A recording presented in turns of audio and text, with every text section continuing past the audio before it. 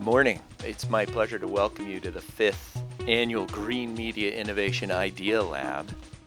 IdeaLab enables GBH's top editorial folks and our independent producer friends to take time out to listen to a rich mix of thought leaders and doers, and then to kind of percolate these new ideas for public media stories.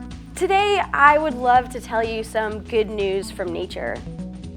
This is a climate refuge, a place that we think has escaped the worst effects of climate change. So over the last 2 years, I've been leading a project searching for other climate refuges. And we can use this information sort of like a data-driven portfolio of different actions in different places.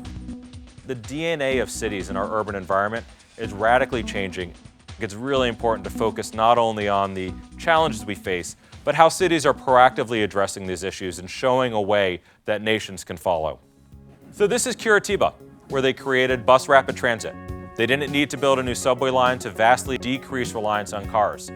Very quickly, it went to Bogota, Rio de Janeiro, and it's now happening in exotic places like Cleveland.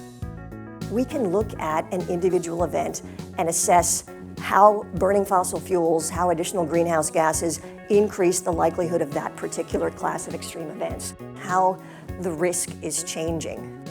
I believe scientists have an ethical responsibility to advocate survival behavior.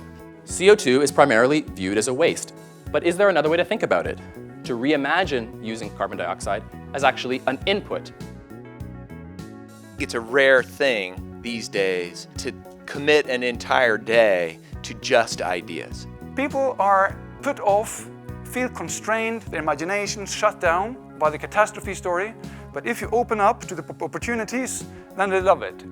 And I love this one story in particular. It is solar panels below a level of hardened glass with a few LED lights in them. So you can actually produce more power than is needed for the car to run on it. And they got 2.5 times more money than they asked for. People were throwing money at them. The story that I'm bringing today is a story about how a community that looks like this, that often is thought of as not connecting with climate change, actually came together to close the very last coal plant in the state of Massachusetts. Just last year, we went through an historic moment in America where more solar was installed than any other technology set. That's what's happening in energy. It's changing more in the next 15 years than it has in the 150 years. And that's cars too. Don't doubt that we can do this. We are riding this wave, and hallelujah, baby, let's take it all the way into the clam bake, because it can deliver you the thing we need called electricity and transport without the problem that we've been talking about all day. The IdeaLab is a day that we look forward to all year, where it's okay to be drunk on ideas. We will be giving you an idea breathalyzer when you leave to ensure you're safe to go home.